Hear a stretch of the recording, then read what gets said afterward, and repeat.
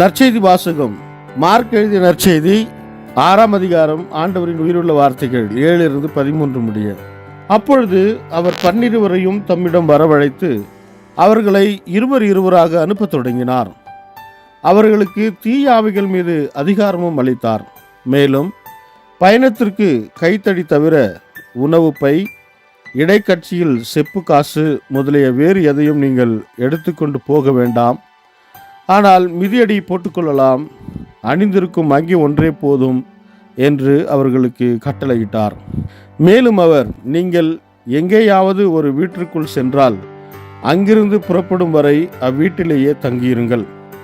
உங்களை எந்த ஊராவது ஏற்றுக்கொள்ளாமலோ உங்களுக்கு செவி சாய்க்காமலோ போனால் அங்கிருந்து வெளியேறும் பொழுது உங்கள் கால்களில் படிந்துள்ள தூசியை உதறிவிடுங்கள்.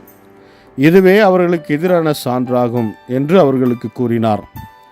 அப்படியே அவர்கள் புறப்பட்டு சென்று மக்கள் மனமாற வேண்டும் என்று பறைசாற்றினார்கள். பல பேய்களை ஓட்டினார்கள். உடல் நலமற்றோரை பலரை எண்ணெய் பூசி குணப்படுத்தினார்கள். இது வாழ்வு தரும் கிறிஸ்துவின் நற்செய்தி. கிறிஸ்துவே உமக்கு புகழ்.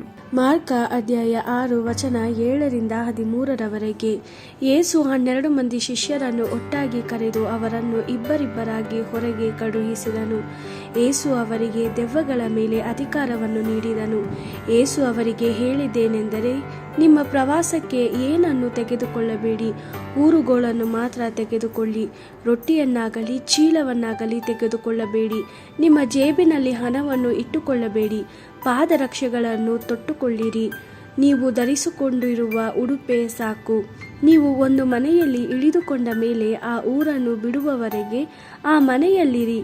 ಯಾವ ಊರಿನವರಾದರೂ ನಿಮ್ಮನ್ನು ಸ್ವೀಕರಿಸಿಕೊಳ್ಳದಿದ್ದರೆ ಮತ್ತು ನಿಮ್ಮ ಬೋಧನೆಯನ್ನು ಕೇಳದಿದ್ದರೆ ನಿಮ್ಮ ಪಾದಕ್ಕೆ ಹತ್ತಿದ ಧೂಳನ್ನು ಜಡಿಸಿ ಆ ಊರನ್ನು ಬಿಟ್ಟು ಹೋಗಿರಿ. ಇದು ಅವರಿಗೆ ಎಚ್ಚರಿಕೆಯಾಗಿರುತ್ತದೆ. ಶಿಷ್ಯರು ಅಲ್ಲಿಂದ ಹೊರಟು ಇತರ ಸ್ಥಳಗಳಿಗೆ ಹೋಗಿ ಜನರಿಗೆ, ನಿಮ್ಮ ಪಾಪಗಳಿಗಾಗಿ ಪಶ್ಚಾತ್ತಾಪಪಟ್ಟು ದೇವರ ಕಡೆಗೆ ತಿರುಗಿಕೊಳ್ಳಿರಿ ಎಂದು ಉಪದೇಶಿಸಿದರು. ದೆವ್ವಗಳಿಂದ ಪೀಡಿತರಾಗಿದ್ದ ಅನೇಕರನ್ನು ಶಿಷ್ಯರು ಬಿಡುಗಡೆ ಮಾಡಿದರು ಮತ್ತು ಕಾಯಿಲೆಯ ಜನರಿಗೆ ಎಣ್ಣೆಯನ್ನು ಹಚ್ಚಿ ಗುಣಪಡಿಸಿದರು.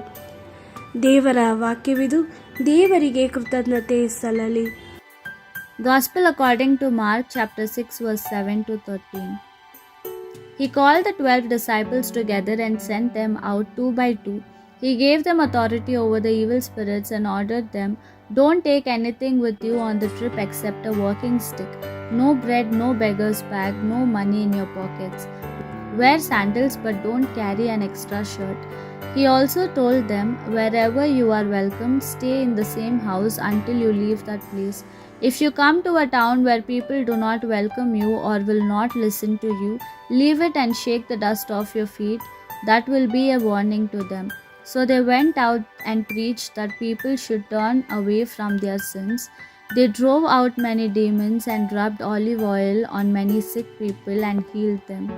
The Gospel of the Lord. Praise to you, Lord Jesus Christ.